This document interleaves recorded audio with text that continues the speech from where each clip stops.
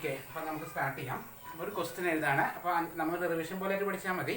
അതായത് ആറാമത്തെ മോഡ്യൂൾ നമ്മൾ ഏകദേശം ഓക്കെ ആയിട്ടുണ്ട്. ആറാമത്തെ മോഡ്യൂളിൽ ഞാൻ പറഞ്ഞിട്ടുള്ള ഞാൻ ഗൂഗിൾ ക്ലാസ് റൂമിൽ അപ്ലോഡ് ചെയ്തിട്ടില്ല ആ തിയറി ഒന്ന് നോക്കുക. പ്രോപ്പർട്ടീസ് ഓഫ് ഐഗൻ വാല്യൂസ് വെച്ചിട്ട് വെച്ചിട്ടുള്ള പ്രോബ്ലംസ്, ഒരു പ്രോബ്ലം ഞാൻ ചെയ്യിപ്പിച്ചിട്ടുണ്ട്. ആ ഒരു ക്വസ്റ്റ്യൻ തന്നെ കണ്ടിട്ടുള്ളത്. ആ ഒരു ക്വസ്റ്റ്യൻ ഒന്ന് ആൻസർ ഞാൻ നോട്ട് അതിൽ അപ്ലോഡ് ചെയ്തിട്ടുണ്ട് കേട്ടോ. അപ്പോൾ അതൊന്ന് നോക്കുക. ദെൻ നമുക്ക് എന്ത് ചെയ്യാം, അഞ്ചാമത്തെ മോഡ്യൂളിൽ ജസ്റ്റ് ഒന്ന് ഓടിച്ച് പറഞ്ഞിട്ട് നമുക്ക് ബാക്കി കോംപ്ലക്സ് ഇന്റഗ്രേഷനിലേക്ക് ബാക്കി ബാലൻസിലതൊക്കെ ജസ്റ്റ് പോവാം.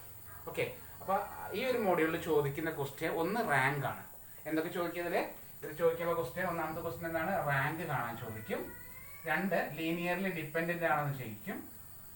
ഒരു വെക്ടേഴ്സ് തന്നിട്ട് prove that it is linearly dependent കാണാൻ ചോദിക്കും. അത് ലീനിയർലി ഡിപ്പെൻഡന്റ് ചോദിച്ചു കഴിഞ്ഞാൽ അത് എന്ത് തന്നെയാണ്, അത് റാങ്ക് തന്നെയാണ്. നമ്മൾ ചെയ്തിട്ടുണ്ട്, ഞാൻ വീഡിയോ അപ്ലോഡ് ചെയ്തിട്ടുണ്ട്. അപ്പോൾ റാങ്ക് കാണുന്നത് തന്നെയാണ് ചെയ്യുന്നത്. റാങ്കും നമ്പർ ഓഫ് വെക്ടേഴ്സും സെയിം ആണെങ്കിൽ ലീനിയർലി ഇൻഡിപെൻഡന്റ് അല്ലെങ്കിൽ ലീനിയർലി ഡിപ്പെൻഡന്റ്, അങ്ങനെയാണ് പോകുന്നത്. പിന്നെ ചോദിക്കുകയും ചെയ്തിട്ടുള്ളത് സോൾവ് എന്ന് പറഞ്ഞ ഒരു ക്വസ്റ്റ്യൻ ആണ്. By Gauss elimination method use ചെയ്തുകൊണ്ട് സോൾവ് ചെയ്യാൻ, ഒരു സിസ്റ്റം ഓഫ് ഇക്വേഷൻ സോൾവ് ചെയ്യാൻ ചോദിക്കും. അതിന്റെ കൂടെ തന്നെ ടെസ്റ്റ് ഫോർ കൺസിസ്റ്റന്റ് ആണോ അല്ലയോ എന്ന്, അതായത് സൊല്യൂഷൻ ഉണ്ടെങ്കിൽ അതിന് കൺസിസ്റ്റന്റ് എന്ന് വിളിക്കുക. അതാണ് മെത്തേഡ്. ഇപ്പോൾ ടെസ്റ്റ് ഫോർ കൺസിസ്റ്റൻസി, ഇത്രയാണ് നമ്മളത് ചോദിക്കുക. അതിൽ ഒരു ടോപ്പിക് കൂടി ഉണ്ട്, prove that whether the matrix is orthogonal ആണോ എന്ന് ചോദിക്കും.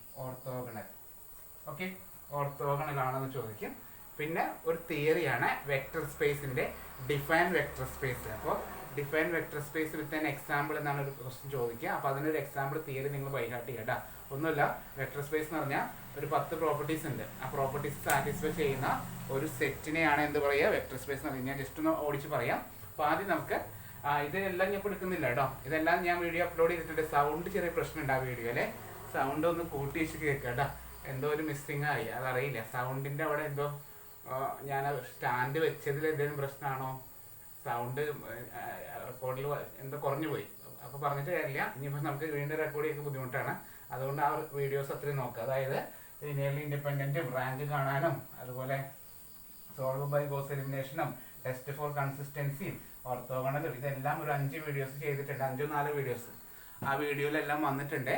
അപ്പോൾ സൗണ്ടിന്റെ ചെറിയ പ്രശ്നമാണ്. സൗണ്ട് നമ്മൾ നോക്കണ്ട, ഏകദേശം ചെയ്യണ മെത്തേഡ് നോക്കിയിട്ട് ചെറുതായിട്ട് സൗണ്ട് വരുന്നുള്ളൂ. അപ്പോൾ അതൊന്ന് നോക്കുക. ഓക്കെ, ഞാൻ ഇപ്പോൾ തൽക്കാലം ഇപ്പോൾ പഠിപ്പിക്കാത്തൊരു ടോപ്പിക്കോ പഠിച്ചിട്ട് എടുക്കാൻ പോവാണ്.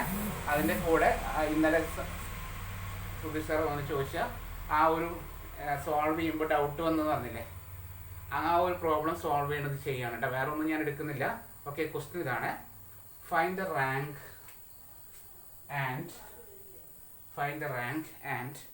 basis for row space and basis for column space of, first ഇതാണ്, find the rank and basis for row space and basis for column space of the matrix 0 4 0.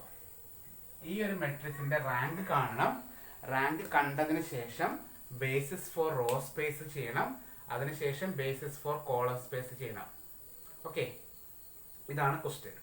അപ്പോൾ നമ്മൾ റാങ്ക് കാണാൻ മെത്തേഡ് ഓർമ്മയുണ്ടോ? റാങ്ക് കാണാൻ നമ്മൾ തന്നിരിക്കുന്ന മെട്രിക്സിനെ എക്കലോൺ ഫോമിലോട്ട് മാറ്റാണ്. എന്താണ് echelon form എന്ന് പറഞ്ഞാൽ, തന്നിരിക്കുന്ന മെട്രിക്സിനെ നമ്മുടെ 1 0 0 സൈഡിൽ എന്ത് വേണമെങ്കിലും ആയിക്കോട്ടെ, പിന്നെ 1 0 സൈഡിൽ എന്താ ആയിക്കോട്ടെ, അതായത് ഡയഗണൽ എലമെന്റ് 1ഉം അതിന് താഴേക്ക് 0 ആക്കി മാറ്റുക. അതാണ് എക്കലോൺ ഫോം.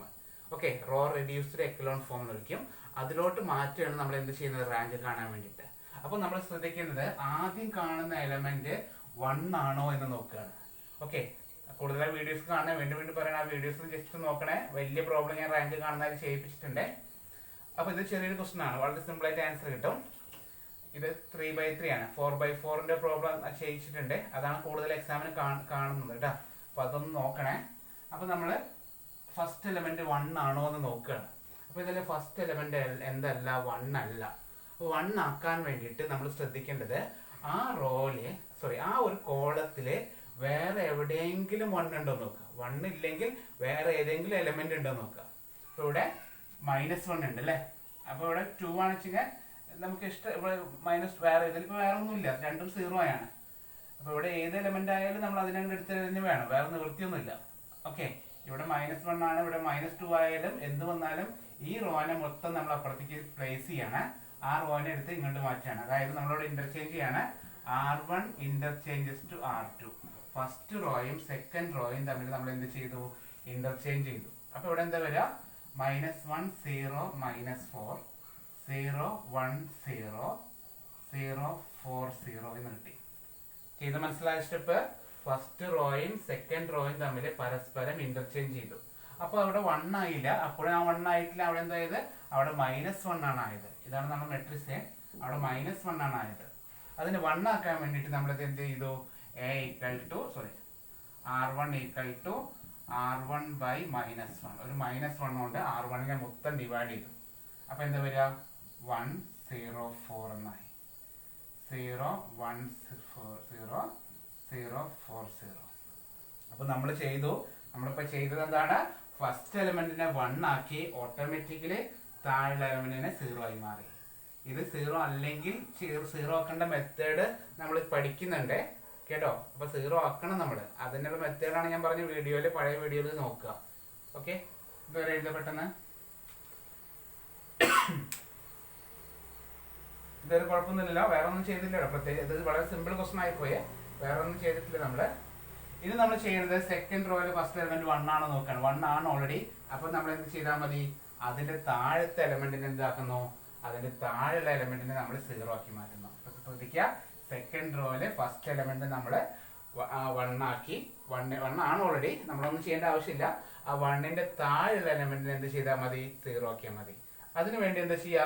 ഇത് R1, ഇത് R2, R3. ഏതിനെ നമ്മൾ 0 ആക്കേണ്ടത്? R3നെയാണ് 0 ആക്കേണ്ടത്. അപ്പൊ R3 = R3 എന്ന് എഴുതാം. ഓക്കെ, ആ വീഡിയോസ് കണ്ടാൽ കറക്റ്റ് ആയിട്ട് മനസ്സിലാക്കാൻ പറ്റും എന്താണ് 0 ആക്കേണ്ട റൂള്.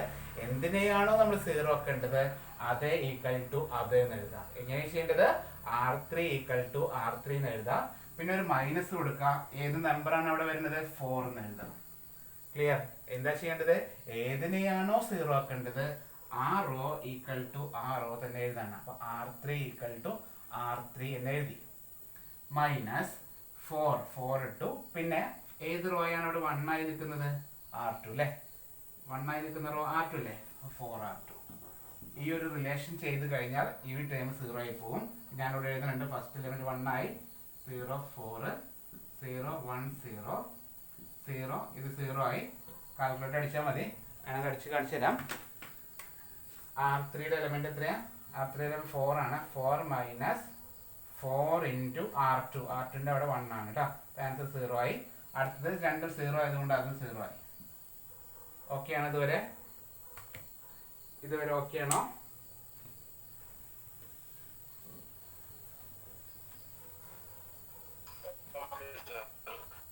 ഡൗട്ട് ഇല്ലല്ലോ. അപ്പൊ ഇത്രയാണ്. ഇപ്പൊ ഇങ്ങനെ ചെയ്തപ്പോ number of non zero terms ആണ് എന്ത്? റാങ്ക്. അപ്പൊ റാങ്കിന്റെ ചെറിയൊരു ക്വസ്റ്റൻ ആണത്. അതുകൊണ്ടാണ് പറഞ്ഞു വലിയ ക്വസ്റ്റൻ നമ്മുടെ വീഡിയോയിലുണ്ട്. ആ വീഡിയോ കറക്റ്റ് ആയിട്ട് ചെയ്യട്ടെ. റാങ്ക് ഓഫ് ദി മെട്രിക്സിന്റെ വീഡിയോയിൽ നോക്കുക, മറക്കരുത്. ഇത് ചെറിയ ക്വസ്റ്റൻ ഉള്ളൂ. ഇത് കണ്ടിട്ട് റാങ്ക് പഠിച്ചു വിചാരിക്കരുത്. അത് വലുത് തന്നെ ചെയ്ത് നോക്കണം കേട്ടോ. അപ്പൊ റാങ്ക് = എഴുതാണ്. Rank = number of non zero rows. ഫുള്ളും 0 വരാത്ത എത്ര റോ ഉണ്ട്? 1 2 2.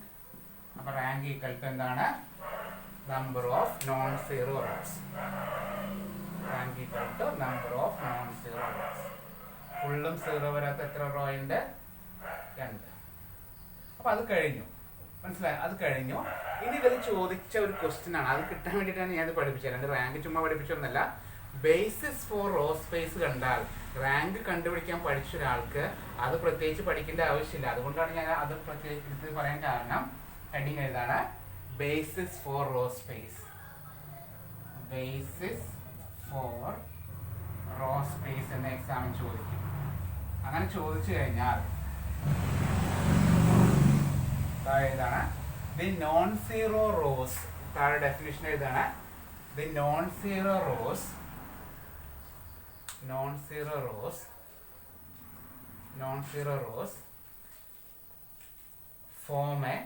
form a basis for row space.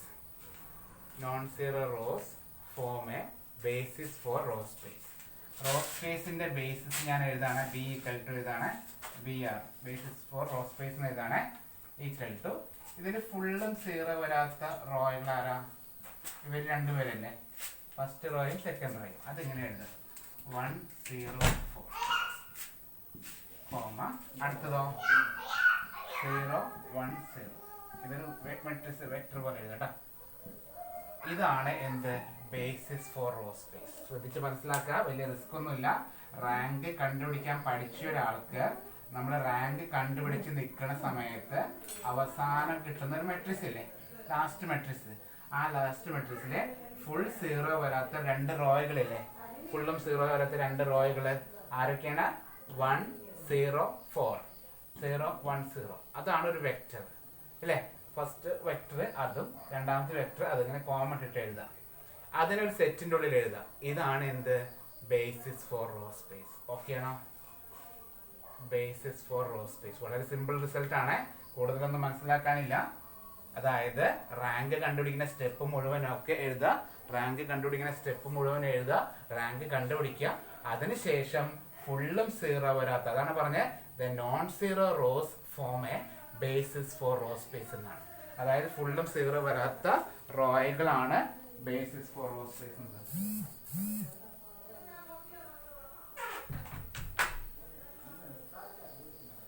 Okay, അടുത്ത ഹെഡിങ് ഏതാണ്? Basis for column space.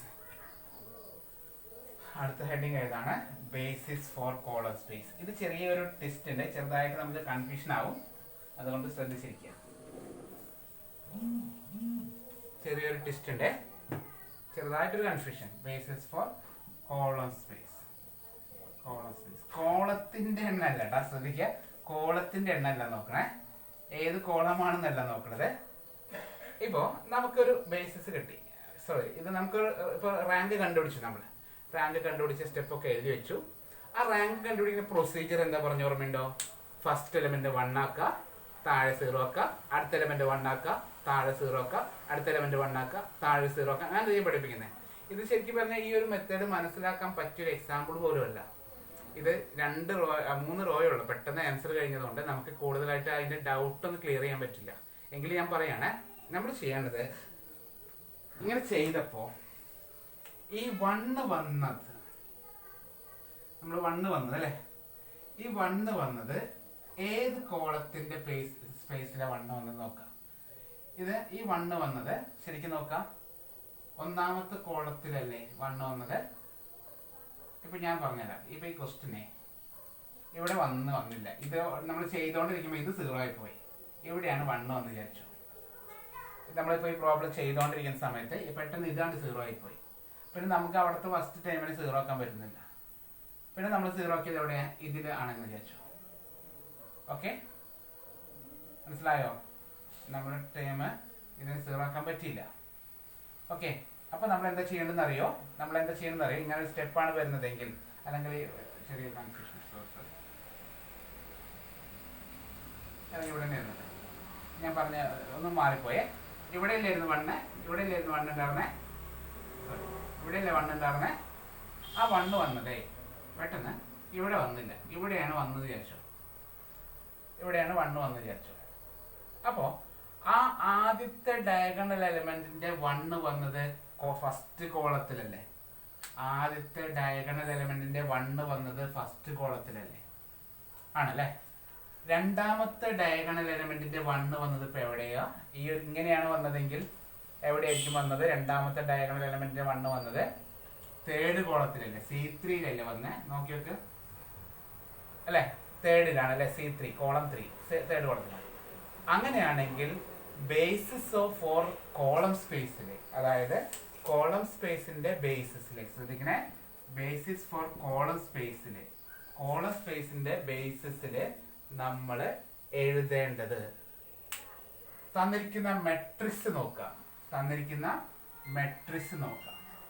ആ മെട്രിക്സിന്റെ ഫസ്റ്റ് കോളവും ലാസ്റ്റ് കോളവും ഇവിടെ എഴുതണം.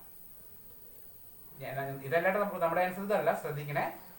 ഫസ്റ്റ് കോളത്തിലും 1 വരികയാണ്, അടുത്ത 1 വന്നത് തേർഡ് കോളത്തിലാണെങ്കിൽ നമ്മൾ എഴുതേണ്ട കോളം സ്പേസിൽ എഴുതേണ്ടത്, ഞാൻ ജസ്റ്റ് ഒന്ന് എഴുതാം. ഇതിന്റെ ആദ്യത്തെ കോളം എഴുതി. ആരാണ്? 0 -1 0. ദെൻ അവസാനത്തെ കോളമാണ് എഴുതേണ്ടത് 0 -4 0. അതായത് ഇങ്ങനെയായിരുന്നെങ്കിൽ, ക്വസ്റ്റ്യൻ ഇങ്ങനെ ആയിരുന്നെങ്കിൽ നമ്മൾ ഇതിന്റെ ഫസ്റ്റ് കോളവും ഇതിന്റെ അവസാനത്തെ കോളമാണ് എഴുതേണ്ടത്. പക്ഷെ നമ്മുടെ ക്വസ്റ്റ്യൻ അതല്ല. നമ്മുടെ ക്വസ്റ്റ്യൻ നമ്മളിപ്പോൾ ചെയ്തപ്പോൾ നമുക്ക് 1 കിട്ടിയത് ഇവിടെയാണ് 0 അല്ലെ. അപ്പോ ഇവിടെ ഏത് കോളത്തിലായിരിക്കും കോളം സ്പേസ് വരേണ്ടത്? കോളം സ്പേസ് വരേണ്ടത് എവിടെയായിരിക്കും? C1 C2. അപ്പൊ നമ്മൾ കോളം സ്പേസിൽ എഴുതേണ്ടത്, ശ്രദ്ധിക്കണേ, കോളം സ്പേസിൽ എഴുതേണ്ടത് നമ്മുടെ തന്നിരിക്കുന്ന ഗിവൺ ക്വസ്റ്റ്യന്റെ ആദ്യത്തെ കോളവും രണ്ടാമത്തെ കോളവും ആണ് എടുത്ത് എഴുതിയാൽ മതി. അതായത് 0 -1 0, അതുപോലെ 1 0 4. ഇതാണ് basis for row space, sorry, basis for column space. Okay ആണോ?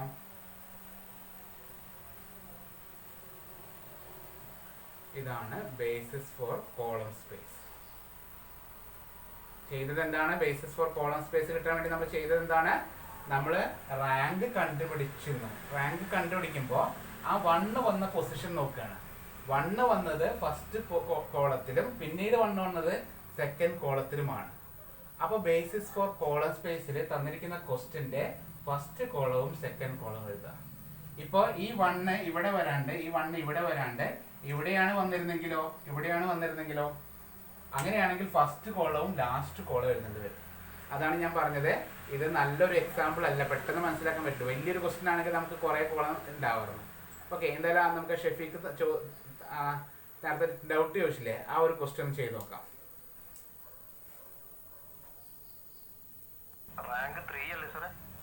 ഞാൻ നോക്കട്ടെ, 1 മിനിറ്റ് ഞാൻ ചെയ്തുതരാം. അപ്പൊ ശ്രദ്ധിക്കുക, ക്വസ്റ്റ്യൻ ആണ് find the null space of, നോക്കാം, find the null space of AX = 0 എന്നൊരു ക്വസ്റ്റ്യൻ 2019 ഉണ്ട് അല്ലേ. Find the null space of AX = 0 എന്ന് ചോദിച്ചേക്കാണ്. ആൻഡ് A = എന്ന് പറഞ്ഞൊരു മെട്രിക്സ് തന്നിട്ടുണ്ട്. അപ്പൊ ശ്രദ്ധിക്കുക, നൾ സ്പേസ് എന്ന് ചോദിച്ചു കഴിഞ്ഞാലേ അത് മാത്രം, അതായത് അല്ലെങ്കിൽ ക്വസ്റ്റ്യൻ ചോദിക്കും find the basis for null space ചോദിക്കും. അപ്പൊ നേരത്തെ പറഞ്ഞ പോലത്തെ റാങ്ക് ബേസിസ് അല്ല ഇവിടെ എഴുതേണ്ടത്. നൾ സ്പേസ് എന്ന് ചോദിച്ചു കഴിഞ്ഞാൽ നമ്മൾ എപ്പോഴും ഇത് അവര് ക്വസ്റ്റ്യനിൽ തന്നെ തന്നിട്ടുണ്ട്. ക്വസ്റ്റ്യനിൽ അവിടെ പറഞ്ഞിട്ടുണ്ട് AX = 0 കൊടുക്കാൻ. പക്ഷെ അങ്ങനെ പറയുന്നില്ല. നൾ സ്പേസ് എന്ന് പറഞ്ഞിട്ട് AX = 0 എന്ന് അവർ പറയുന്നില്ല കേട്ടോ. അവർ ക്വസ്റ്റ്യനിൽ പറയില്ല AX = 0 എന്ന്. അപ്പൊ ഇതിൽ തന്നിട്ടുണ്ട് ഓൾറെഡി. എന്ത് ചെയ്താൽ മതി? നൾ സ്പേസ് കാണാൻ ചോദിച്ചാൽ നമ്മൾ ചെയ്യേണ്ടത് അതിനെ AX = 0 കൊടുക്കുകയാണ്. A എന്നുള്ള matrix X, X1, X2, X3, X4 ആണ്. അതായത് ശ്രദ്ധിക്കണേ, അത് കൊടുക്കേണ്ടത് എങ്ങനെയെന്നറിയോ? എത്ര റോയിന്റെ അത്രയും വാല്യൂസ് കൊടുക്കണം. ഇപ്പോ ഇവിടെ 3 റോയുള്ളൂ വിചാരിച്ചു, 4 കോളുണ്ട്. കോളത്തിന് നോക്കണ്ട എത്ര റോ ഉണ്ട്, 1 2 3 റോയുള്ളൂന്ന് വിചാരിക്കുക. അപ്പൊ നമ്മളിവിടെ 3 X3 വരെ എഴുതിയാൽ മതി. 4 റോ വരുന്നത് കൊണ്ടാണ് X4 വരെ. കോളം എത്രയായാലും കുഴപ്പമില്ല, കോളത്തിന്റെ എണ്ണം എത്രയായാലും കുഴപ്പമില്ല. പക്ഷെ റോ നോക്കണേ, റോയുടെ വാല്യൂ നോക്കിയിട്ടാണ് നമ്മളിവിടെ X1, X2, X3, X4 കൊടുക്കുന്നത്. 4 റോ ഉള്ളത് കൊണ്ട് 1 2 3 റോയല്ല, തെറ്റിപ്പോയി, റോയല്ല, 4 കോളം ഉള്ളതുകൊണ്ട്. എത്ര കോളം നോക്കണേ, 1 2 3 4 4 കോളം ആണെങ്കിൽ 4 X3 X4 വരെ എഴുതണം. അതുപോലെ ഇതിപ്പോ ഈ ഒരു ഇതില്ലാന്ന് വിചാരിക്കാം, ഈ ഒരു സാധനം ഇല്ലാന്ന് വിചാരിക്കാം. അപ്പൊ നമ്മള് X4 എഴുതരുത്, കണ്ടോ? കാരണം ഇത് മൾട്ടിപ്ലൈ ചെയ്യുമ്പോൾ നോക്കാം, 1x1 1x2 പിന്നെ 0x3 പിന്നെ X4 മൾട്ടിപ്ലൈ ചെയ്യാൻ ആളില്ല.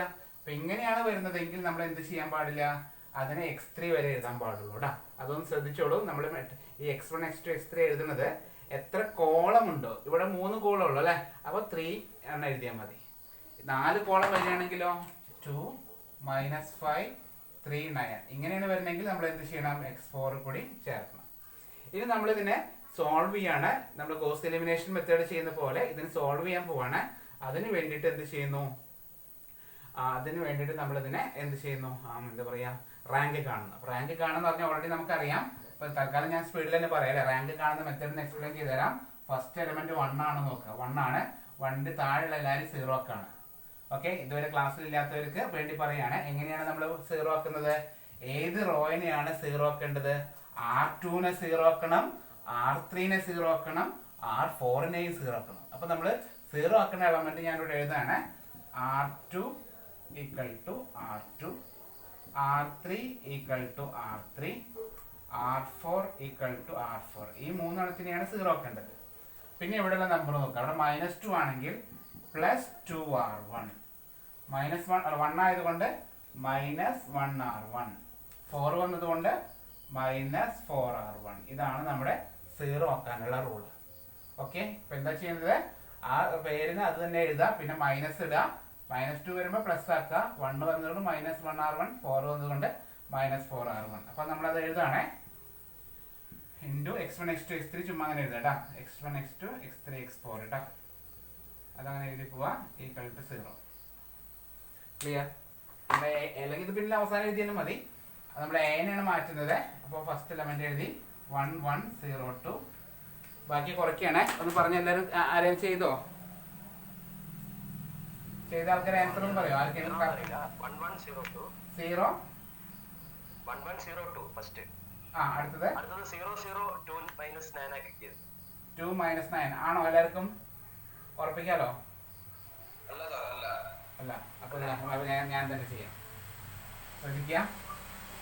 R2 + 2R1 ആണ്. അപ്പൊ ഇത് കാൽക്കുലേറ്റ് അടിക്കും. ഞാൻ തന്നെ ചെയ്യാം. അതല്ലേ -2. R2ന്റെ അവിടെ -2 ആണ്. -2 + 2 × 1.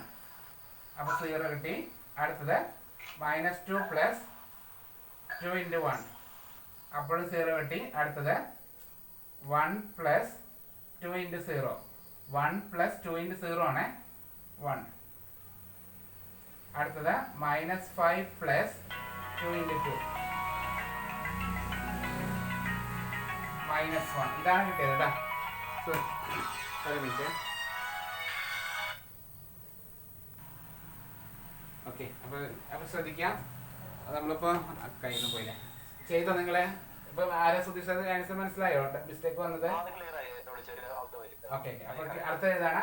അടുത്ത R3 - 1R1 ആണ്. R3 R1 നമ്മൾ കുറയ്ക്കുകയാണ്. അപ്പൊ എഴുതാം 1 - ഇങ്ങനെ ചെയ്യേണ്ടത് 1 - 1 × 1. ആൻസർ 0. അടുത്തത് 1 - ശരിക്കും 1 - 1 × 1 ആയതുകൊണ്ട് 1 - 1 ഒന്നും ചെയ്താൽ മതി. R3 - R1 ചെയ്താൽ മതി കേട്ടാ, 1 ആയതുകൊണ്ട്. അപ്പൊ 1 - 1 അത് 0 ആണ്. -1 - 0 -1 ആണ്. 3 - 2 അത് 1 ആണ്. ഓക്കെ, അടുത്തതും കുറയ്ക്കുകയാണ്. R4 - 4R1 ആണ്. R4 - 4R1 ആണ്. 4 - 4 × 1 0. അടുത്തത് അത് വീണ്ടും 4 - 4 × 1 അതും 0. then -1 - 4 × 0 അപ്പോൾ -1. അടുത്തത് 9 - 4 × 2 അത് 1. അപ്പൊ നോക്കി നോക്കി ശരിക്കും പറഞ്ഞാൽ അവസാനത്തെ 3 റോയുണ്ട്. ഇതൊക്കെ ശരിക്കും പറഞ്ഞാൽ വളരെ സിമ്പിൾ ക്വസ്റ്റൻ ആയിരുന്നു കേട്ടോ. ശരിക്കും പറഞ്ഞാൽ നമ്മൾ വിചാരിക്കുന്ന പോലെയല്ല, ഇതൊരു സിമ്പിൾ ക്വസ്റ്റൻ ആയിരുന്നു. ഭയങ്കര സിമ്പിൾ ക്വസ്റ്റൻ ആയിരുന്നു. ഓക്കെ, കാരണം നോക്കി നോക്കുക, അവസാനത്തെ ഈ 2 റോയും സെയിം അല്ലേ? ഇതും സെയിം അല്ലേ? ഒരു -1 കൊണ്ട് മൾട്ടിപ്ലൈ ചെയ്യുമ്പോൾ ഇത് 2 സെയിം അല്ലേ? ആണോ? ഇത് 2 സെയിം അല്ലേ? അതായത് -1 1 ഇതിന് -1 മൾട്ടിപ്ലൈ ചെയ്ത് 1 - 1 തന്നെ കിട്ടി. അപ്പൊ 3 റോയും സെയിമാ. അപ്പൊ അവസാനത്തെ 2 എണ്ണത്തിൽ നമുക്ക് ക്യാൻസൽ ചെയ്യാം. ഞാൻ പറഞ്ഞത് ഓർമ്മയുണ്ടോ? ഒരുപോലെ വരികയാണെങ്കിൽ കൂടുതലൊന്നും ചിന്തിക്കാൻ നിൽക്കണ്ട. ഒരുപോലെ വരികയാണെങ്കിൽ കൂടുതലൊന്നും ചിന്തിക്കാൻ നിൽക്കണ്ട. അതിനായിട്ട് കട്ട് ചെയ്ത് കളയാം നമുക്ക്. ഓക്കെ, കൂടുതലും ചിന്തിക്കേണ്ട. എഴുതിയില്ലെങ്കിലും കുഴപ്പമൊന്നുമില്ല. വേണമെങ്കിൽ നമുക്ക് എഴുതണമെങ്കിൽ ഒരു സ്റ്റെപ്പ് എഴുതി കാണിക്കാം. എന്താണ്? ഇത് 2 കൂടി കൂട്ടുന്നു. അല്ലെങ്കിൽ ഇതിപ്പോ ഇങ്ങനെ പറഞ്ഞില്ലെങ്കിലും നിങ്ങൾ പേടിക്കുന്നു വേണ്ടിട്ടാ. അയ്യോ സാർ അത് മനസ്സിലായില്ല, വെട്ടുന്നൊന്നും ചിന്തിക്കേണ്ട. എന്ത് ചെയ്താൽ മതി? നമ്മൾ അടുത്ത സ്റ്റെപ്പ് നോക്കുകയാണ്. ഇതാണ് ഞാൻ ഈ കോളം സ്പേസിന്റെ കേസ് ഇവിടെ ശ്രദ്ധിച്ചോളൂ. അതായത് ഫസ്റ്റ് എലിമെന്റ് 1 ആയി, അതിന് താഴെ 2 0 ആയി. അടുത്തത് സെക്കൻഡ് എലിമെന്റ് 1 ആയില്ലേ? കണ്ട, സെക്കൻഡ് എലിമെന്റ് 0. പിന്നെ തേർഡ് കോളത്തിലെ ഫസ്റ്റ് എലിമെന്റ് ആണ് എന്തായത്? 1 ആയത്. അപ്പോൾ ഈ നമുക്കിവിടെ ക്വസ്റ്റ്യൻ കോളം സ്പേസ് അല്ല. കോളം സ്പേസ് എന്ന് ചോദിച്ചില്ലെങ്കിൽ നമ്മൾ ഏത് കോളം എഴുതേണ്ടത്? C1 C2 C3 ആണ് എഴുതേണ്ടത് കേട്ടാ. പറഞ്ഞ മനസ്സിലായോ? നമ്മൾ തൊട്ട മുമ്പ് പറഞ്ഞില്ലേ കോളം സ്പേസിന്റെ ക്വസ്റ്റ്യൻ, അതാണ് ഇതിലെ ക്വസ്റ്റ്യൻ എങ്കിൽ C1 കണ്ട, C1 കിട്ടി. പക്ഷെ C2ന്റെ രണ്ടാമത്തെ കോളത്തില് അല്ല 1 വന്നത്. മനസ്സിലായോ? മൂന്നാമത്തേലാണ് 1 വന്നത്. അപ്പൊ C1 C3 ഈ ക്വസ്റ്റ്യന്റെ കോളം സ്പേസ് എന്ന് പറഞ്ഞാൽ ഏതാ എഴുതേണ്ടത്? ഇതുമാണ് കോളം സ്പേസ് ഇതാ. അതായത് 1 - 2 1 4 then 0 1 -1 -1. ഇത് രണ്ടുമാണ് എന്തിൽ വന്നേക്കണേ? കോളം സ്പേസിൽ വന്നേക്കുന്നത് കേട്ടോ. കാര്യം പറഞ്ഞ മനസ്സിലായോ? നേരത്തെ പറഞ്ഞത് മനസ്സിലായോ? ഹലോ, കോളം സ്പേസിൽ പറഞ്ഞ് മനസ്സിലായോ? ഓക്കെ. ഇനി ഇതിന്റെ 2 സീറോ ഒക്കെ എന്ത് ചെയ്താൽ മതി? ഇതിന്റെ താഴെയുള്ള 2 സീറോ ഒക്കെ നമ്മൾ എന്ത് ചെയ്താൽ മതി? ഇത് രണ്ടും കൂടി കൂട്ടിയാൽ മതി അല്ലേ?